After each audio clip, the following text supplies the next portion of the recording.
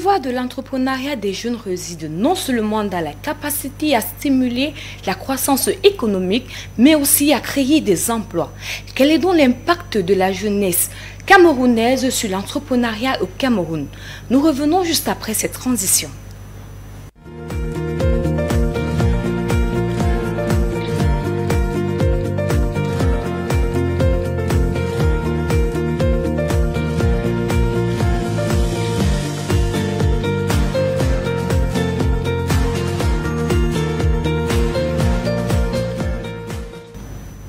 Bonjour à vous fidèles téléspectateurs, nous sommes encore là ce matin pour vous parler de business, entrepreneuriat. Et aujourd'hui le thème c'est l'impact positif de la jeunesse diplômée sur l'entrepreneuriat au Cameroun.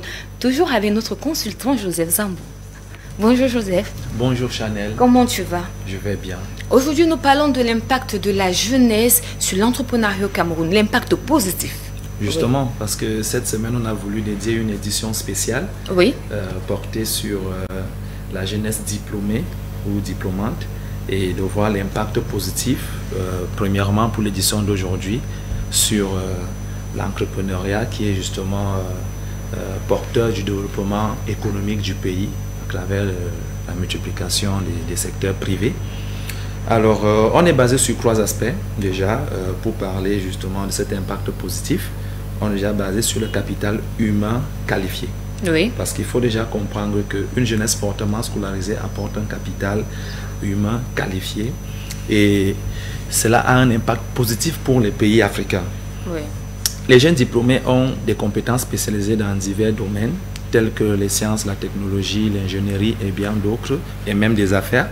Et cela peut stimuler l'innovation, la productivité, la compétitivité des entreprises et contribuer surtout au développement économique de ce pays. D'accord. Donc le premier point déjà, c'est l'innovation et la créativité de la jeunesse. Justement, et c'est ça qui constitue dans on dit bien le capital humain.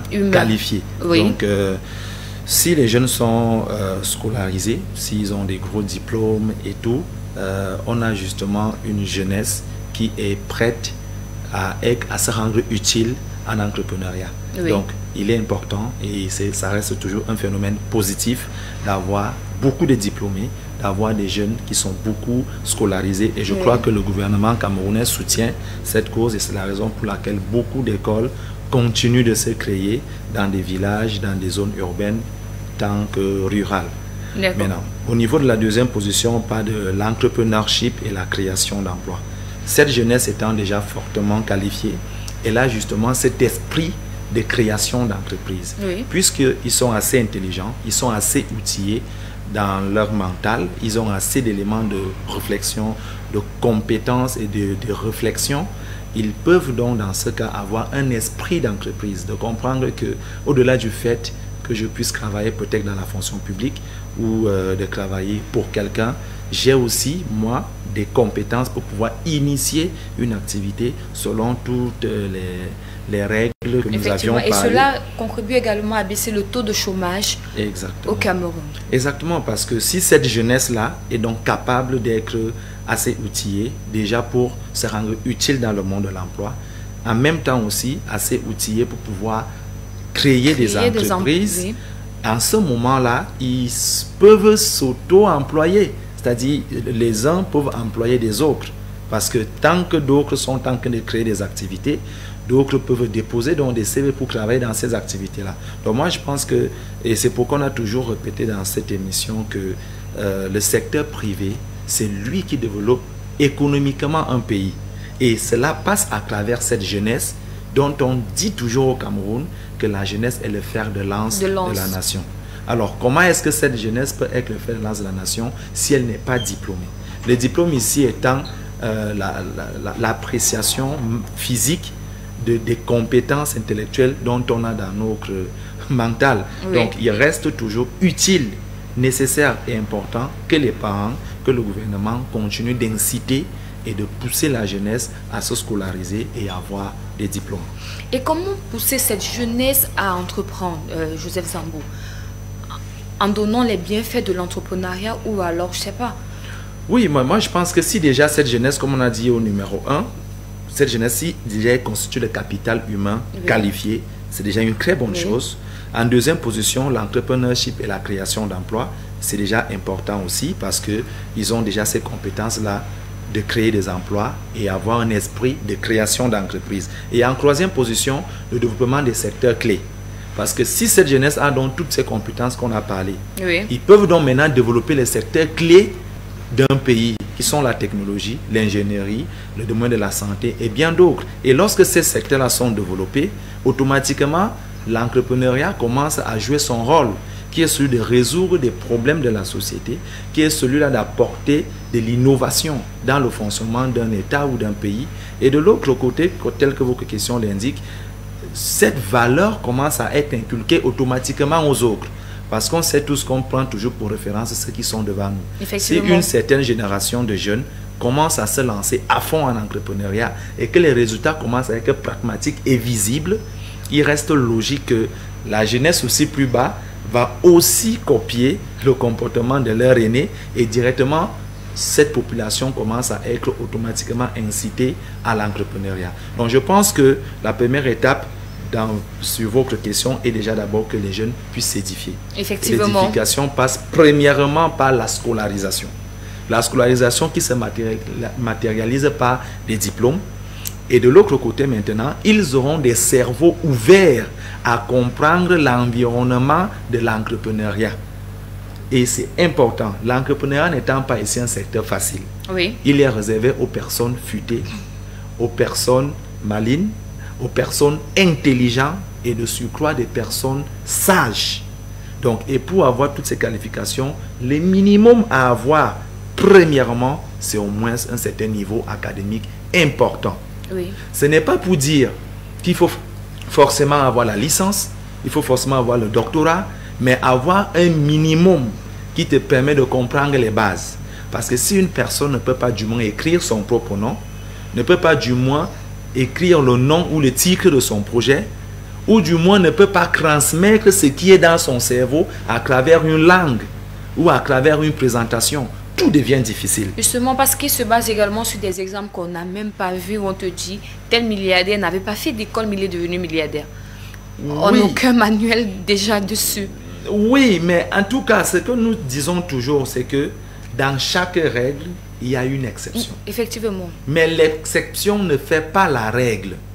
On en a eu des cas très spécifiques. Et vous savez encore que après chaque 10 ans, il y a toujours un prodige qui sort de nulle part, qui vient transcender toutes les règles de la nature. Donc, et ça ne peut pas arriver à tout le monde. Donc ça signifie que si on a eu quelqu'un quelque part qui, miraculeusement parlant, a pu sortir du lot, n'ayant pas totalement fait des études, n'ayant même jamais appris l'entrepreneuriat, mais a pu créer quelque chose, quitte à se positionner, on ne va pas faire de ça une norme. Effectivement. Donc, le référentiel normal reste que un enfant doit être scolarisé, avoir des compétences intellectuelles bien assises, bien positionnées, bien outillées et rodées. Et à partir de là, cet enfant est disponible à acquérir les méandres de l'entrepreneuriat qui peuvent être complexes, difficiles et même presque insaisissables. Mais c'est à travers donc toutes ces prédispositions intellectuelles que l'enfant aura donc ce management d'idées et de compétences à savoir gérer pour s'en sortir en entrepreneuriat. D'accord. Joseph Sambo, on va aller sur le terre-à-terre. Quand on lance son concours et tu arrives par exemple à l'INAM, si tu vois des diplômés qui sont là-bas avec même le doctorat et tout ça, ils vont te dire que c'est peut-être la 5e fois qu'ils lancent ce concours. Ils sont nombreux en tant que diplômés. Mais comment convaincre ces derniers à virer dans l'entrepreneuriat, être et s'employer en fait? Oui, justement, c'est vrai qu'aujourd'hui, nous sommes beaucoup plus basés à parler du côté positif de la scolarisation ou des diplômes sur l'impact que cela a au niveau de l'entrepreneuriat. Mais si on contextualise selon le cas du Cameroun, je pense qu'il manque une dernière formation à toute la jeunesse camerounaise. Et là, je le parle ouvertement. Et cette formation est d'apprendre aux jeunes Camerounais à savoir oser, à savoir se lancer. Et il faut que les institutions étatiques encouragent et mettent des mobiles en place pour justement accompagner ceux du moins qui décident d'oser. Parce que la difficulté ici étant d'avoir toutes les compétences intellectuelles, d'avoir pris en compte toutes les étapes nécessaires pour la mise en place d'une activité. Maintenant, n'ayant pas le capital financier, parce que le capital humain étant déjà là. Moi, je voulais demander, est-ce que le problème c'est le capital financier pour se lancer? En partie. En partie. En partie ici, le premier problème étant le capital financier qui ne viendra pas forcément de l'enfant, parce que s'il s'appelle enfant, c'est parce qu'il n'a rien. Mais par contre, l'enfant a droit à l'éducation. Donc, il a déjà l'éducation. Oui. Il a déjà les compétences intellectuelles. Il a déjà tout qui est mis à sa disposition. Mais la seule chose qui peut lui manquer à cet enfant, à son âge, c'est les moyens financiers pour ce cas-là. Et en ce moment, les gouvernements mettent en place des prédispositions pour ces derniers afin de les accompagner. Et puis, tout dépend du programme du développement économique du pays. Mais moi, je pense qu'aujourd'hui, on a la grâce que notre président met de plus en plus d'efforts pour la mise en place de l'entrepreneuriat et de l'incitation de la jeunesse à l'entrepreneuriat. Surtout. Ça fait en sorte que de mieux en mieux, le gouvernement est en train de se concentrer dans ce secteur-là, qui est aussi un secteur qui prouve que le gouvernement est en train de miser sur la jeunesse. Oui. Parce que la seule façon de miser sur la jeunesse, ce n'est pas seulement de créer des concours, d'organiser des concours. Ce n'est pas seulement cela, parce que les concours, c'est pour l'administration de l'État. Effectivement. Mais de l'autre côté, qui est tout autant important dans un pays. Qui est tout aussi important, oui. Parce qu'il faut bien qu'un pays soit administré dans tous les secteurs d'activité. Mais cela ne représente même pas 10% des emplois d'un État. Vous voyez donc les 80% restants doivent être virés vers le secteur privé, qui est celui qui est la machine de fonctionnement, de création des richesses et de la valeur dans un pays. Alors, s'il advient donc que cela n'est pas mûrement fait, ça crée un trou dans le pays et du coup, ça devient difficile à ce pays de mieux se mouvoir économiquement parlant. Et ça, c'est la maladie de tous les pays africains. On en a plusieurs qui sortent du lot. On voit bien le très bon travail qui se fait aujourd'hui au Burkina Faso. On voit son excellence, le président de transition, Ibrahim Traoré, que j'apprécie beaucoup. Oui. Voilà, c'est un travail très magnifique qui se fait de ce côté. On voit bien même du côté du Cameroun, depuis quelques années, le président dans tous ses discours ne cesse de parler et d'inciter la jeunesse à l'entrepreneuriat. Ça signifie que l'Afrique est en train de se réveiller de ce côté. Oui. Mais on comprend tous que c'est le secteur privé. Mais il y a un Congo travail de mentalité a fait Joseph Zambo sur ce côté, surtout au Cameroun. C'est un travail d'éveil. Les jeunes sont déjà conscients de l'impact positif de l'entrepreneuriat. Plusieurs veulent même se lancer. D'ailleurs, on en reçoit des messages chaque jour. Bien sûr. Mais les seules difficultés qui restent encore aujourd'hui, c'est que le gouvernement nous mette encore plus des mécanismes qui nous amènent à réaliser cela. Maintenant, puisque cela n'étant pas encore automatiquement fait, maintenant, en attendant que cela soit fait, dans cette émission, j'en ai plusieurs fois apporté des idées qui permettent à cette jeunesse, d'une manière personnelle, de se lancer malgré tout. Puisqu'il faut toujours faire quelque chose en attendant. Mais je suis encore en train de dire, il faut que l'État continue de plus miser sur nous les jeunes à travers l'entrepreneuriat, parce que c'est la seule issue du développement économique de notre pays. Et si cela représente et représentera toujours une faille, jamais un jour on s'attendra à une émergence 2035. Et comme cela commence à être vraiment un fait d'actualité au Cameroun, ça signifie justement qu'on est en train de se rapprocher de cette émergence 2035 qui a été vendue pendant plusieurs années par son excellence le président Paul Biya. D'accord, Joseph Zambo, on va respirer pour prendre quelques messages des téléspectateurs et vous aussi à la maison, vous pouvez participer en contactant le numéro qui est juste affiché sur votre écran par SMS, pas d'appel s'il vous plaît. On va prendre ce premier numéro, ce premier message, autant pour moi. Bonjour My Business, bonjour à vous à la maison. On va prendre celui-ci. Bonjour madame, c'est Mabel depuis Colbison. J'aimerais me lancer dans la culture du macabo. Mais je ne sais pas comment faire pour commencer ce travail. Comme on dit très bien, il faut que la personne ait déjà des compétences dans la culture du macabo. Comprendre déjà tout ce qui tourne autour de la culture du macabo. Et après cette étape, venir sur le plateau pour un appel à financement parce qu'on arrive toujours à là. Effectivement. Et quand on dit, je ne sais pas comment faire, est-ce qu'on parle de finances?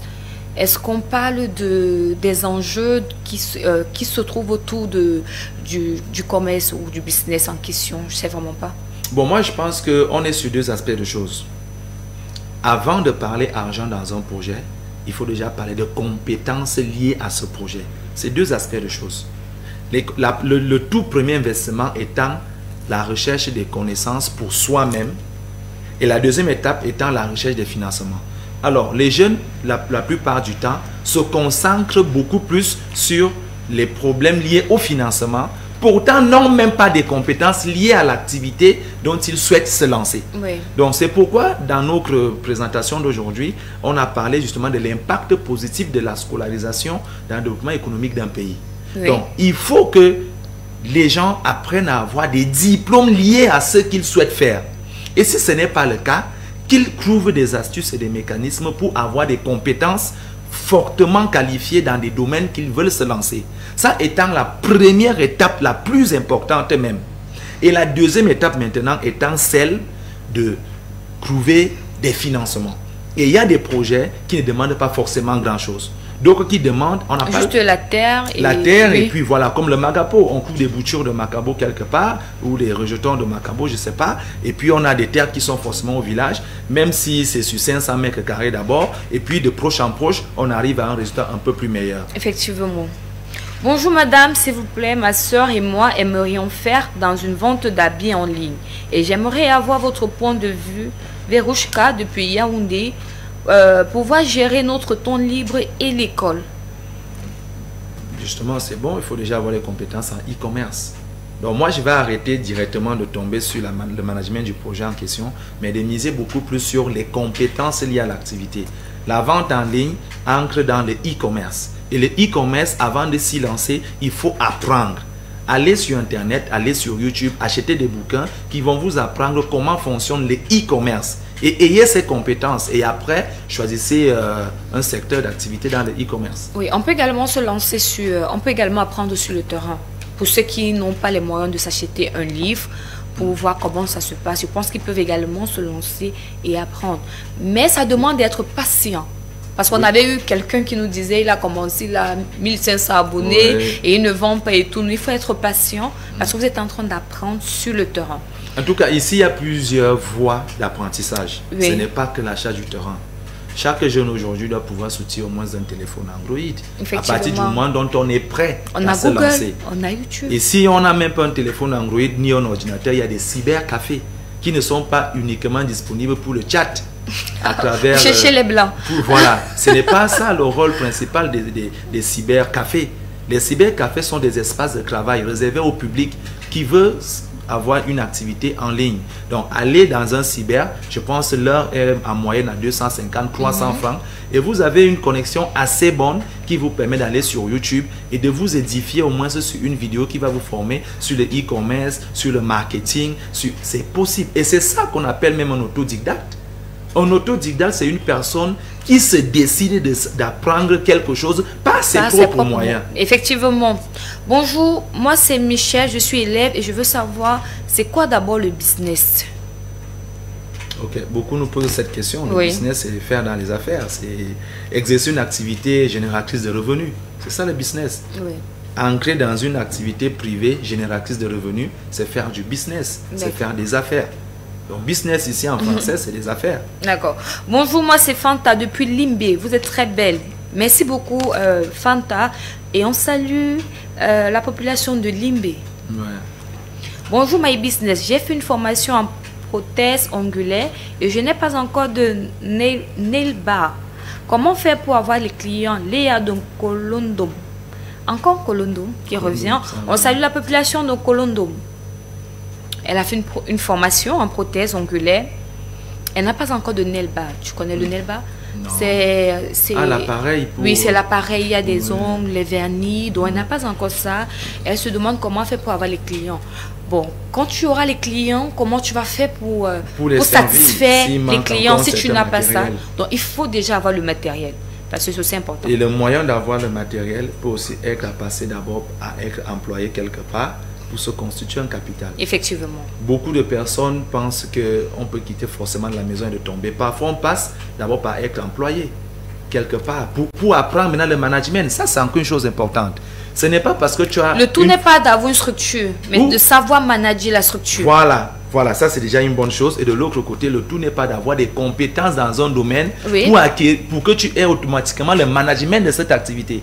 Il y a des gens qui se font dans l'hypothèse angulaire, naturellement savent le faire, mais si on leur confie une structure, ils ne peuvent plus. Ils ne seront pas gérés. Ils ne seront pas gérés. Donc, il faut donc parfois aller travailler dans une structure et de voir comment le propriétaire de cette structure manage sa structure avec toi qui es partie prenante, et à partir de là, donc, tu auras des compétences pour pouvoir manager ta propre structure. C'est aussi une étape parmi tant d'autres. Donc, on va dire aller, il y a déjà de postuler dans des instituts de beauté. Oui. Et également, elle va encore s'améliorer et voir aussi comment ça se passe avec les clients. Parce que c'est pas facile. Ouais.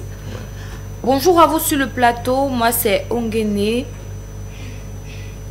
Bonjour, c'est Samson Ongele. Je demande juste comment peut-on faire pour faire évoluer une entreprise. Je pense que c'est également des gens qui ont les problèmes de management. De management, ouais. Ça veut dire qu'il a déjà une entreprise, mais il se demande comment quitter de Il doit avoir des compétences en management. Selon ses statistiques, sûrement, il n'évolue pas. L'entreprise n'évolue pas. Et c'est ça. Et là, c'est un problème de quoi, Joseph? Je répétais encore tout à l'heure. Avoir des compétences dans un secteur d'activité dont on a créé une entreprise ou une activité ne vous donne pas automatiquement des compétences de management de cette activité. Il faut que les gens le comprennent. Et ça, c'est un gros complexe qu'on a aussi en entrepreneuriat au Cameroun. C'est de trouver des patrons qui ne sont pas humbles, des patrons qui sont difficiles à vivre dans le lieu de service, des patrons compliqués, je préfère dire compliqués pour tout résumer, uniquement et parfois pas à cause de leur faute, mais parce qu'ils pensent que comme ils ont eu des moyens, comme ils ont eu une belle idée et qu'ils ont créé une activité, ils ont des compétences pour pouvoir gérer ça. Du coup, ils se mettent à la tête et une fois qu'ils sont là, ils mettent à mal les collaborateurs, ils gèrent mal les clients, parfois chassent même les clients. On le vit dans les instituts de beauté.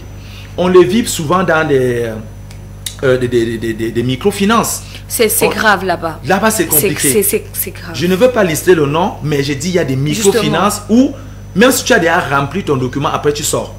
La façon qu'on te... bonjour madame, on ne te regarde pas. L'accueil. Et tout ça, ça n'existe pas chez eux. L'accueil, il n'y a pas. Et même quand tu vas insister, tu dis, mais déposez ça là, non? Vous ne voyez pas qu'on... C'est compliqué. On dit, monsieur, allez vous allier comme les autres. Mais attendez. Il n'y a aucune... on ne met même pas de la manière, même de la manière de te parler. C'est la même chose même dans les agences de voyage aussi. C'est-à-dire, vous arrivez là, vous êtes perdu, vous voulez savoir un peu comment ça se passe. Mais parfois, le pire, c'est quand tu tombes sur le propriétaire même de l'agence. Quand il arrive, mais monsieur, c'est quoi le problème? Hey, est-ce que c'est un péché? Mais la plupart des cas également, ce sont des employés. Souvent. Oui. Bon, la plupart des cas. Et c'est accepté quand c'est un employé. Mais le pire, c'est quand c'est le propriétaire. Justement, ce sont des employés parce que les employés également participent à ce que l'entreprise monte ou l'entreprise, on va appeler ça comment? Ou l'entreprise n'évolue pas. Parce que ton comportement affecte également les revenus de l'entreprise. Si je me rends compte que chez Zambo, quand j'arrive, on ne me dit même pas bonjour. Mais quand je m'en vais chez son concurrent, on me donne une tasse de café.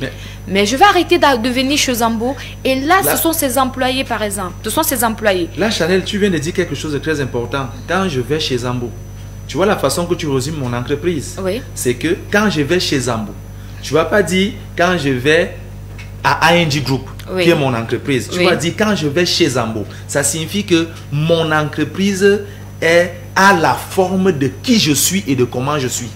Si dans mon entreprise, on insulte des gens, vous allez dire que chez Zambo, on insulte les gens. Je ne sais pas si vous voyez où je vais arriver. C'est ce que je dis. Là, ça retombe sur le propriétaire. Justement. Alors, c'est de la responsabilité des propriétaires de mouler leur entreprise à ce qu'elle soit à l'image qu'ils souhaitent. Et ça, c'est le management. Et c'est le management. Oui. Et encore qu'il y a le management positif et le management négatif. Là, on parle plutôt du bon management. Oui. Parce que les gens aujourd'hui ont des activités. Ça arrivait plusieurs fois où tu arrives dans une entreprise, le patron n'est pas là et on veut te servir sur un service ou sur une offre. On dit, attendez, on appelle le patron. Le patron dit, s'il ne veut pas, il laisse. C'est arrivé plusieurs fois. Et là, je vais faire un big up à Dylan Comédie qui a fait une parodie dessus où il arrive à un entretien et on dit, ok, d'accord. Qu'est-ce que vous savez faire? Il dit, j'ai les diplômes. On dit, c'est pas ça le plus important. quand un client vient et que tu n'as pas la monnaie, qu'est-ce que tu fais? Je dis, je n'ai pas la monnaie, vous pouvez prendre un biscuit. C'est tellement ce qu'on vit dans des supermarchés. L'accueil déjà n'est pas vraiment... C'est du n'importe quoi. C'est du n'importe quoi. Et là encore, on se pose encore des questions. Pourquoi est-ce que d'autres réussissent et pourquoi d'autres ne réussissent pas? Effectivement. Il y a dernièrement, on avait parlé de Mami Nyanga. Pour ceux qui connaissent sa structure hôtelière, mais là-bas, l'accueil est magique. Je dis encore, l'accueil est magique. Moi, je vais donner le nom. Quand moi, j'arrive à Franco Hotel, je suis heureux. Parce que la façon avec laquelle, depuis le gardien à la porte d'entrée, jusqu'au niveau de l'accueil, quitte parfois l'accueil, quitte même pour t'accompagner vers l'endroit où tu as besoin d'avoir une information. Oui. Et on se pose donc des questions pourquoi ailleurs on fait les entrées d'1 milliard, pendant qu'ailleurs on n'arrive même pas à avoir 100 000 pour payer les employés. Alors c'était pour répondre à la question de ce téléspectateur qui demandait comment faire pour faire évoluer son entreprise. Il faut qu'il essaie de voir à l'intérieur, est-ce que ses employés ne sont pas le problème? Moi je dis les employés ne vont jamais être le problème. C'est les propriétaires le problème. Parce que si on... Mais là, je ne partage pas l'avis parce que c'est pas facile. Regarde, il y a ta structure, tu es ici. Est-ce que tu connais comment, si les clients ne font pas un retour, est-ce que tu sauras comment tes employés se comportent? Est-ce que tu as une boîte de suggestions dans ton entreprise, par exemple? Non. Si je n'ai pas une boîte de suggestions dans mon entreprise, là je vais répondre à ta question. Si je n'ai pas une boîte de suggestions, si je ne suis pas inscrit à une activité de client mystère, pour pouvoir tester l'efficacité de mes employés quand je ne suis pas là. Si tout se passe donc mal et que je ne suis pas au courant parce que je n'ai pas mis en place un mécanisme qui me permet d'avoir un suivi de mon activité. On en a parlé la semaine dernière. Le suivi, le mode opérationnel de fonctionnement d'une entreprise et du mode de suivi d'une entreprise. Si je ne l'ai pas mis en place et que tout va mal, c'est la faute de qui? C'est ma faute. Si j'ai créé une entreprise, je n'ai pas mis un bon mécanisme de suivi et accompagnement et mes employés foutent le bordel, comme on dit souvent, à ce moment-là, ce n'est pas la faute des employés. Parfois aussi, les employés mal encadrés, mal orientés, peuvent se permettre des libertés. Forcément, c'est la faute du promoteur que tu es. Mais maintenant, toi, en tant que promoteur, quand tu fais les statistiques de ton entreprise, tu te rends compte que tu n'évolues pas.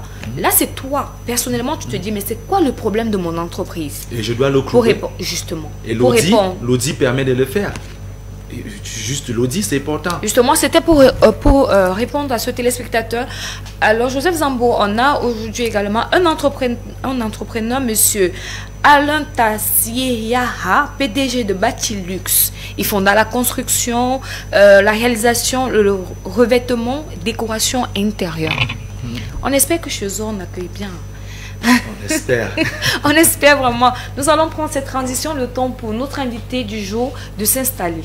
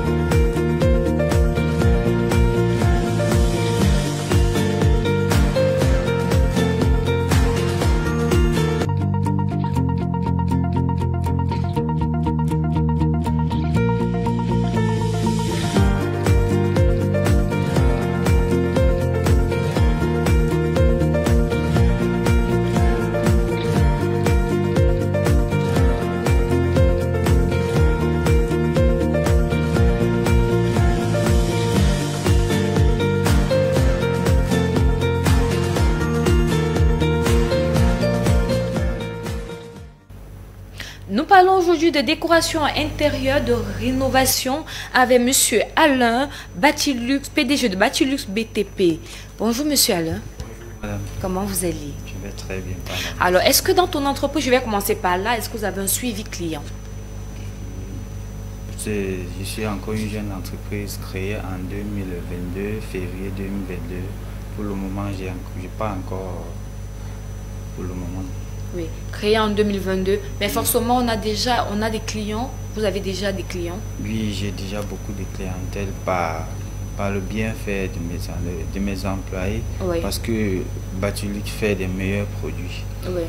Justement, vous avez des employés, Monsieur Alain? Je suis architecte d'abord de profession et j'ai voulu être indépendant parce qu'au Cameroun, nous sommes exploités par les grandes personnalités. Moi, j'ai préféré créer une entreprise pour aider les jeunes.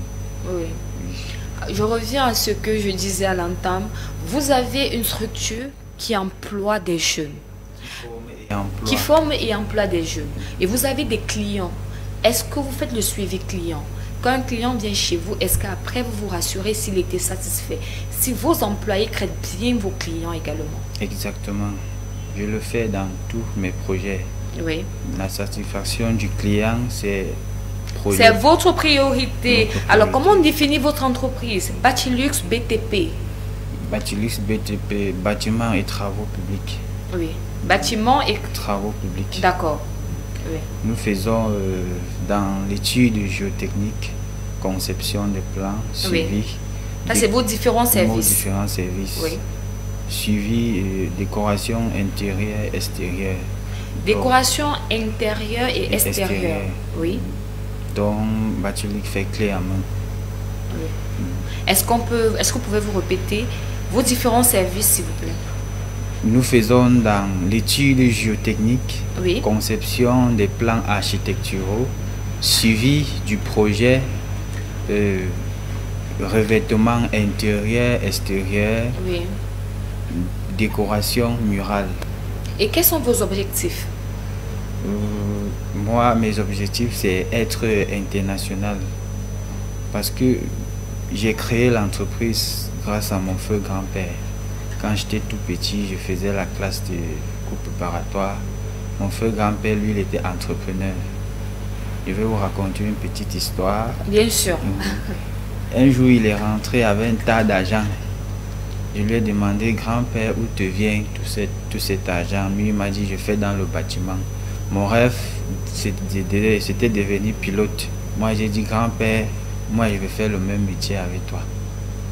Après mon BEPC, moi, j'ai préféré faire la seconde F4. Donc, moi, j'ai un bac F4 avant de faire la formation de l'architecture. Je suis promotionnaire 2020 des Beaux-Arts de Fumban. J'ai été élu major de ma promotion en licence. Ils m'ont envoyé en Côte d'Ivoire. C'est là où j'ai appris la décoration murale. Oui. Alors pourquoi venir chez Batilux et pas chez les autres? Batilux est le meilleur de sa génération. Comment ça? Batilux veille à ce que la clientèle soit satisfaite. Oui. Veille à ce que le travail soit bien fait et les délais respectés. Oui. Parce que moi, je suis architecte de profession, technicien d'abord. Donc moi, je suis toujours sur le terrain pour veiller que le travail soit bien fait dans les normes de l'art.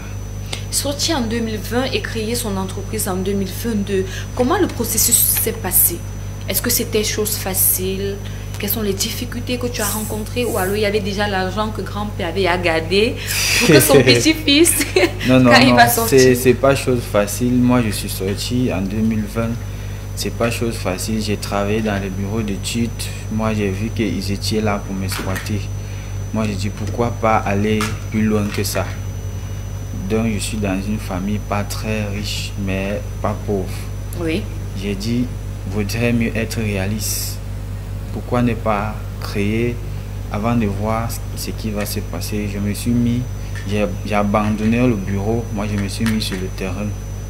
C'est là où ça m'a donné le courage et la volonté de créer l'entreprise Batilux BTP. Oui. Mais on a également beaucoup de problèmes avec les architectes sur les délais de livraison, vraiment. On a un gros souci. Est-ce que c'est la même chose chez Batilux? Non. Est-ce que vous ne respectez pas les délais de livraison aussi? Batilux respecte les délais de livraison à la norme, par son personnel et son directeur général qui suit. Donc, tous les clients, jusqu'à nos jours, aucun des clients de Batilux BTP ne se plaint du mauvais travail ni des délais. Oui, d'accord. Alors aujourd'hui, tu es entrepreneur. Qu'est-ce que tu peux dire à la jeunesse également? Moi, tout ce que je peux dire, d'abord, il faut croire en soi. Oui. Il faut avoir la foi en soi et ne jamais se décourager. Moi, c'est pas facile. Ça n'a pas été facile pour moi parce que j'ai traversé beaucoup de difficultés. Que ce soit dans l'enfance, que ce soit à l'université secondaire, et à la vie professionnelle, oui. Ça n'a pas été facile. Mais par la grâce de Dieu, parce que moi je suis d'abord moniteur de culte d'enfants à l'église protestante. Donc par la force et la grâce de Dieu, je me suis lancé. Oui. Donc, tout ce que je peux dire aux jeunes, c'est d'avoir foi en eux-mêmes et de croire en ce qu'ils veulent. Oui. Donc aujourd'hui, on lance un message à la jeunesse de rejoindre Monsieur Alain dans l'entrepreneuriat. C'est ça. C'est ça. C'est ça. D'accord. Et je voudrais aussi dire, Batilux forme et il recrute les meilleurs. Oui. Il forme dans tous les domaines, que ce soit en conception des plans. Oui, comme on peut lire là, oui. Conception des plans, études géotechniques, revêtement et décoration. Oui. D'accord. Et vos bureaux sont situés où? Je suis dans 3 villes différentes. Je suis à Bafoussam, au lieu du Carrefour Le Maire. Bafoussam?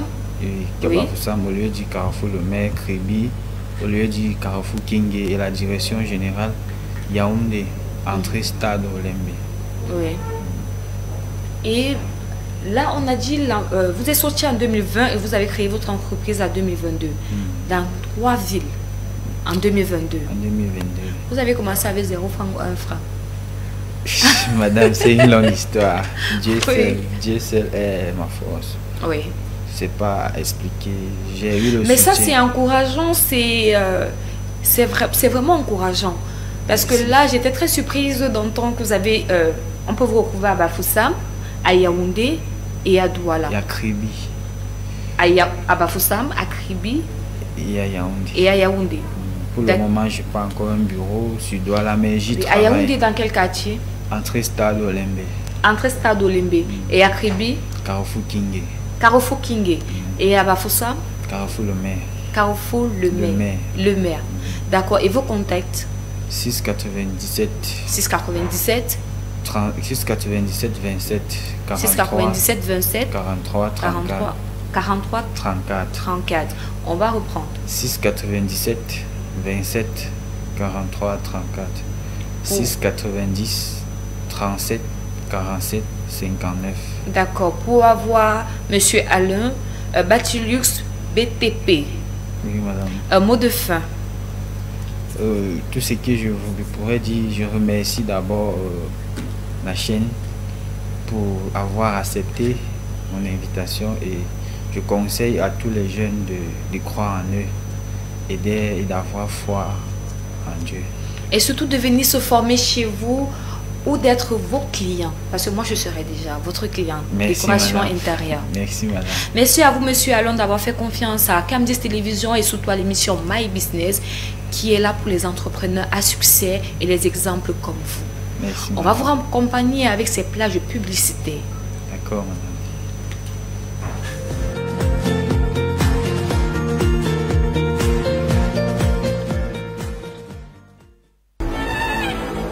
Une voix, un talent, une passion, un artiste musicien. Voilà ce que vous êtes. Mais vous ne savez comment faire pour présenter votre talent. Cam10 Télévision vous offre la possibilité de chanter sur le toit du monde. Faites donc connaître votre projet musical à travers notre espace de promotion. Faites confiance à Cam10 Télévision pour des notes encore plus grandes de vos projets musicaux.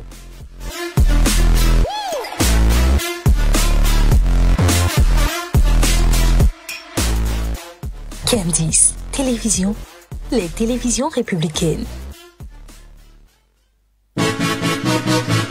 Situé à Yaoundé, Fastradex Elever, entre le stade omnisport de Mfandena et le complexe multisport d'Olembe, Mathieu Palace Hotel est un cadre à la fois luxuriant, exotique et apaisant qui, depuis son ouverture, a toujours su mettre à la disposition de son aimable clientèle le leadership de son personnel dans le domaine de l'accueil, du confort personnalisé, de la convivialité et de l'excellence de la qualité de service. Avec ses offres exceptionnelles, Mathieu Palace Hotel dispose pour sa clientèle, en séjour ou en simple balade, toujours comme de nuit, 7 jours sur 7, d'une panoplie de services comprenant un hébergement avec une trentaine de chambres à la fois standard, prestige, deluxe et twins, une suite junior et de 2 suites seniors équipées de jacuzzi, d'un restaurant-bar, d'un lounge, d'une autolocation pour les déplacements personnels de la clientèle, sans oublier la buanderie, d'une salle de conférence, un service traiteur. À Mathieu Palace Hotel, c'est un ensemble d'atouts infrastructurels à la disposition permanente de la clientèle, comprenant un gros électrogène qui s'allume dès la seconde de la coupure électrique, un wifi haut débit gratuit, une alarme incendie, d'un dispositif high-tech d'accès avec contrôle d'énergie et d'une eau potable de qualité certifiée par le Centre Pasteur. Et cerise sur le gâteau, un parking au sous-sol sécurisé sous vidéosurveillance. Pour vos réservations,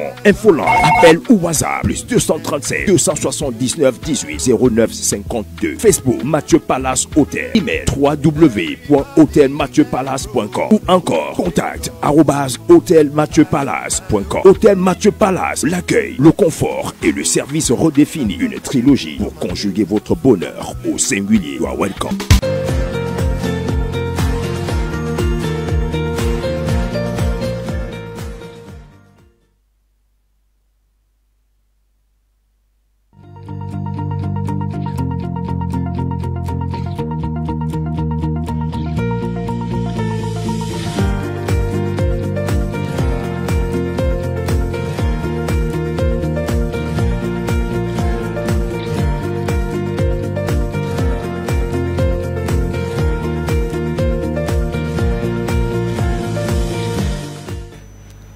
N'oubliez pas de participer par SMS au thème du jour ou alors pour poser des questions à Monsieur Alain et nous nous chargerons d'envoyer ces messages.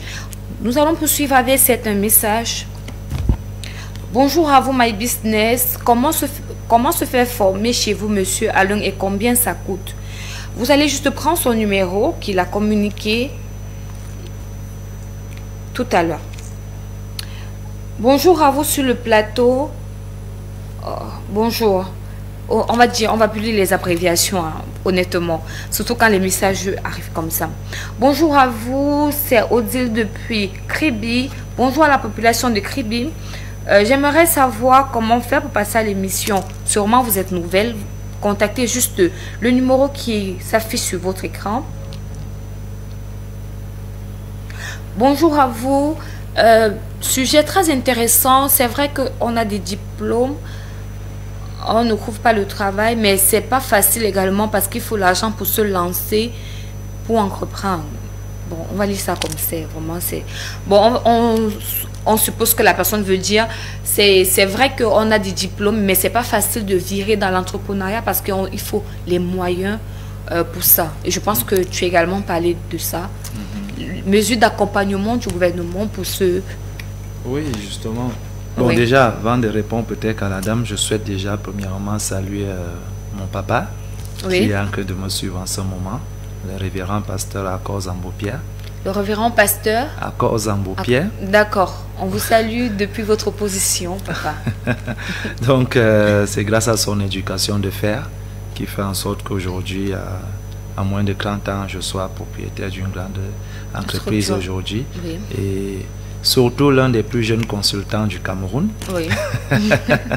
Donc, merci beaucoup, papa. Donc, et maintenant, pour cette personne, je pense que avant même que le gouvernement puisse nous accompagner et pour qu'on ait même un rapport de force même avec le gouvernement, il faut déjà qu'on ait des formations qui sont liées à ce qu'on veut faire, qu'on ait des compétences à ce qu'on veut faire, qu'on ait même aussi, comme le monsieur qui était là tout à l'heure, il a fait des études d'architecture. il est sorti des études d'architecture et aujourd'hui, il a une entreprise qui est liée à son domaine d'expertise. Il était employé. Il était même employé. Il est en Côte d'Ivoire, oui. Voilà. Parfois, c'est un passage important. Comme on a dit tout à l'heure, avoir des compétences en architecture ne lui donne pas justement les compétences de management d'une entreprise d'architecture ou d'un cabinet d'architecture, par exemple. Donc, du coup, il a d'abord travaillé dans un autre pays. Il a acquis de l'expérience dans le travail, il a acquis du management au sein de l'entreprise qu'il était et aujourd'hui, il vient mettre en place une activité. Et pendant qu'il travaillait, il a sûrement mis en place une politique économique qui lui permettait de garder un peu de sous et de venir se lancer. Donc, son projet n'a pas commencé le jour qu'il a ouvert son entreprise. Son projet a commencé depuis les études jusqu'à son passage comme employé et revenir maintenant lancer son activité dans un domaine qu'il maîtrise. Donc moi je pense que de l'autre côté aussi, la jeunesse doit aussi arrêter aussi de beaucoup titiller aussi le gouvernement, parce que le gouvernement a aussi un rapport de force venant de nous lorsque c'est une jeunesse diplômée dans des secteurs d'activité qu'ils veulent faire, ayant des idées, des projets et même arriver jusqu'au business plan. Et de venir donc mettre dans la force au gouvernement que aidez-nous, voici les projets qu'on a sous la main. Je sais que plusieurs jeunes en ont, mais la plupart n'en ont pas. On veut juste virer l'entrepreneuriat pour faire quoi? C'est ça qu'il faut voir. Oui. Donc, je conseille à cette personne de vouloir entrer en entrepreneuriat en choisissant certaines activités liées à l'éducation qu'il a eue, à l'école qu'il a fait. Et si son école ne lui permet pas d'entrer en entrepreneuriat, par exemple, comme ceux qui ont fait les langues et autres, mais il y a une activité qui est forcément dédiée à chaque secteur d'activité. Et si ton étude ne te permet pas d'avoir une activité qui t'arrange, change juste de domaine d'études. Et après ça, maintenant, tu seras suffisamment prêt à ancrer dans le monde de l'emploi, dans le monde de la création d'entreprises, afin d'être chef d'entreprise. D'accord. Bonjour à vous, c'est Madame Kolo. Je suis enseignante. Très intéressant votre débat. J'ai voulu moi-même me lancer dans l'entrepreneuriat, mais mes parents n'étaient pas d'accord. Ils m'ont obligé à aller faire dans l'enseignement, qui n'est pas ma première passion. Et ça, c'est un gros problème. Et le problème de tout le monde. Merci à vous, Madame Kolo, déjà pour cette votre message. Oui. Ouais, c'est le problème de plusieurs. Mon papa me suit, moi-même j'ai eu aussi ce problème, mais c'est après que j'ai compris que pour lui, il ne voulait juste pas que je commence tôt et d'abandonner les études. Il voulait juste que je patiente pour finir d'abord mes études et après maintenant être libre de faire. Mais quand on est encore enfant, on ne comprend pas comme ça. Moi, il savait qu'il ne voulait pas que je fasse l'entrepreneuriat. Mais pour cette dame, plusieurs jeunes Africains courent derrière le matricule. Je le dis ouvertement ici aujourd'hui. L'administration camerounaise doit comprendre que les parents dans des maisons sont en train de forcer à ce que leur enfant entre au gouvernement pour le matricule, entre dans la fonction publique pour le matricule, pas pour l'amour du travail, pour le matricule. Et c'est ça qui occasionne la plupart des problèmes qu'on a aujourd'hui dans le domaine de la santé, de l'éducation. Mais justement, tu as anticipé ce que je voulais dire. Et c'est vraiment pourquoi on a les problèmes dans chaque domaine. Vous voyez quelqu'un à l'hôpital, une infirmière, elle te dit, mais monte là-bas. Elle n'a pas l'amour du métier. Elle est arrivée là comment? Parce qu'on a dit que, monsieur, madame, c'est le seul endroit où on est sûr que tu peux avoir un matricule. Donc aujourd'hui, les gens ont l'amour du matricule et non l'amour du travail ou du métier dans les secteurs d'activité qu'ils font à la fonction publique. Donc il faut aujourd'hui que le gouvernement aussi réfléchisse comment par vocation ils pourront employer des gens dans la fonction publique. La plupart des temps même, des personnes qui sont dans le secteur privé, qui le font par amour, certains peuvent être pêchés là pour aller travailler à la fonction publique parce qu'on a vu leur réalisation, on a vu l'amour du travail qu'ils font. Mais réellement, des personnes aujourd'hui, parce que tu es le fils de l'enfant d'eux, on n'a aucune compétence, on n'est même pas au courant de quoi il est question dans l'activité. On est juste là, assis dans un bureau. Oui, et l'argent entre à la fin du mois. Donc, on a plusieurs cas comme cela et qui demandent beaucoup à réfléchir. Et ce sont ces mêmes gens-là aussi qu'on bloque maintenant à l'aéroport aujourd'hui qui ne sortent pas du pays. Effectivement. Combien de médecins sortent du pays? Combien d'enseignants sortent du pays? Pourquoi? Parce qu'à un moment donné, déjà qu'ils n'ont jamais voulu faire ce qu'ils font là. N'ont jamais aimé. Ils sont dedans, ça ne les plaît pas, ils arrivent toujours au travail en retard, ils gèrent les services avec légèreté. Ce sont eux parfois qui arrivent à insulter même les clients et ils disent que vous allez me faire quoi? Coûte que va, mon salaire va sortir. Effectivement. Ce sont eux qui vivent au village pendant que l'activité est en ville et viennent juste pour signer l'acte de présence et rentrent encore au village. On a des bureaux vides parfois, c'est des gens qui n'ont pas l'amour de ce qu'ils font, mais ils ont uniquement l'amour du matricule parce que le matricule garantit le salaire chaque fin du mois, étant présent ou étant absent. Et de l'autre côté, la pension retraite. Et c'est la différence avec le secteur privé. Le secteur privé, tu justifies ton argent. Oui, mais c'est pas pro rata qu'on est payé. Moi, dans ma société, c'est pas pro rata qu'on est payé. Tu as 35 heures par semaine. Tu me tapes 15 heures. Mais je te paye pour 15 heures de travail. Effectivement. Je ne te paye pas pour le temps. Je te paye pour le temps passé au travail. Je ne te paye pas pour... Et non couché chez toi. Pour étant couché chez toi. Mais qu'est-ce que tu me produis étant couché chez toi? Effectivement. Bonjour à vous, c'est tellement intéressant sur le plateau. Bonjour à Monsieur Zambo, bonjour Chanel. Très belle tenue, une fois de plus encore ce matin. Merci beaucoup Mireille. Merci. Bonjour à vous, c'est tellement intéressant. S'il vous plaît, c'est quoi le thème d'aujourd'hui? L'impact de la jeunesse. C'est l'impact de la jeunesse, l'impact positif de la jeunesse sur l'entrepreneuriat au Cameroun. Oui, l'impact positif de la jeunesse diplômée. Diplômée, pour justement, le développement économique du Cameroun. Oui. Après, on verra vendredi l'impact négatif aussi. D'accord. On poursuit avec les messages. Bonjour à vous, c'est Monsieur Ongene. C'est tellement vrai ce que vous dites. Moi-même, je suis la preuve vivante. Je fais un métier qui ne m'intéresse pas, mais parce que mon papa était haut placé et je me retrouve ici. Mais sinon, j'ai appris à aimer le métier. Mais sinon, c'est pas ma vocation. Merci beaucoup de lever ce point. Ouais, et là, c'est un génie qui est tué. Vous voyez? Oui. Là, c'est quelqu'un qui pouvait exceller dans d'autres choses. Il a fallu qu'on touche le point pour que beaucoup de gens également viennent témoigner. C'est une vérité, on le vit. Dans nos maisons aujourd'hui, écoutez, Chanel, au sud, tout le monde, c'est la science politique. Est-ce que vous pouvez imaginer ça? Au sud Cameroun, tous les jeunes là-bas, c'est la science politique. Et pourquoi? Mais parce que le président est du sud. Donc, soit ils ont tous des aspirations un jour à devenir aussi président, ou soit ils sont tous sûrs d'ancrer tous à la fois. Je ne sais pas ce qui arrive. Arrivons peut-être au niveau de l'Ouest, on va trouver tout le monde est commerçant là-bas. On dirait qu'au Cameroun, on a des activités par tribu ou par zone géographique dont on se positionne. Et c'est une erreur stratégique très. On ne peut pas faire la quincaillerie parce que nous ne sommes pas de l'Ouest. Voilà. Mais attends, moi, bon, c'est pas une discrimination, mais j'ai ce problème. Ou bien tu me poses la question que est-ce que tu as une parenté Bamileke? Je dis, mais comment? On dit, mais tu n'as même pas encore 30 ans. Tu es responsable d'une grande entreprise comme ING Group, tu es le propriétaire. Je dis, mais où est le rapport? On dit, non, on sait que les boulots aiment jouer la vie. Justement, les petits ne sont pas des... On sait que les petits, les fonds, les ceci. Moi, je suis fond, mais on ne comprend pas qu'est-ce qui... Je dis, mais ça n'a rien à y voir. On n'a pas dit que l'entrepreneuriat appartient uniquement aux Bamileke ou aux Douala, ou bien que la politique appartient uniquement aux sudistes et aux nordistes. Non, ça n'a rien à y voir. Il faut qu'on arrête ces divisions intellectuelles-là. Et c'est ça qui gêne l'émancipation économique de notre pays. Gêne et qui freine. Gêner et freine, comme tu dis, ou bloque même. Effectivement. Donc, il faut déjà ces mesures. Et encore que, on va vous dire, si vous voulez faire tel concours et que vous voulez être envoyé à Ebolova, il faut que vos colons soient en Vondo, à Teba, et ceci. C'est tellement compliqué cette affaire. Et on a un gouvernement rempli de fonctionnaires qui n'ont jamais voulu être là, mais juste parce que c'est la seule opportunité qu'on les a imposées dans des familles pour garantir la stabilité économique de ces familles-là. Bonjour à vous sur le plateau. Très belle initiative de parler de l'entrepreneuriat et de soulever ces points. Quand c'est la jeunesse même qui prend la parole, je pense que le message ira où ça doit aller. Merci beaucoup.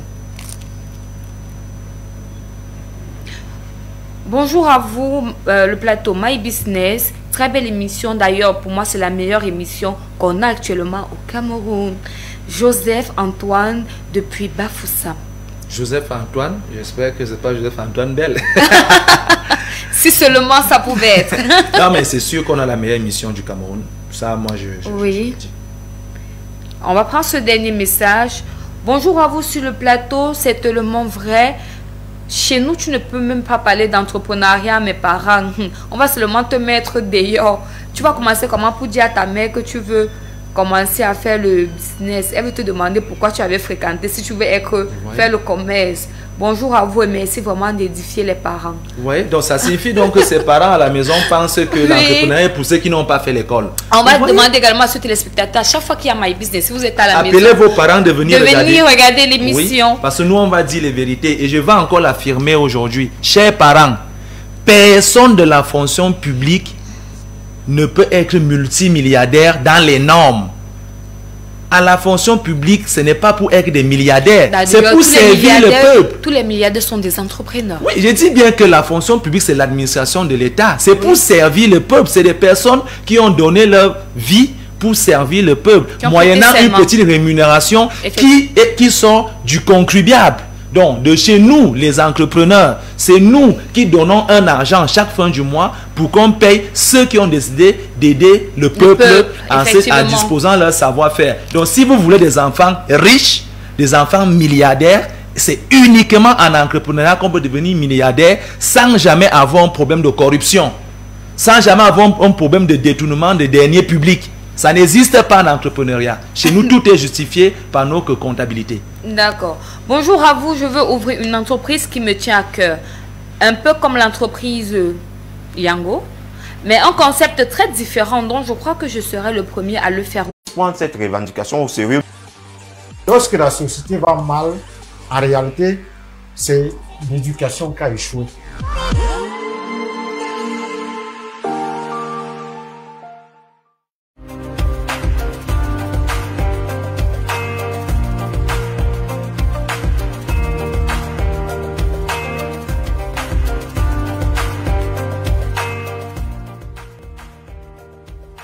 For that side for omnisport, some man, he be the rest. By the time when he won't realize himself, when a motor he don't jam me. We there for Adamawa region. We there for that side from Gaundere market for Bantai. It don't be inundated. Ndutu, bad luck, it be the shot for your face. As I will be the drag it back them for 5 different agencies where it could take it from far north country people them.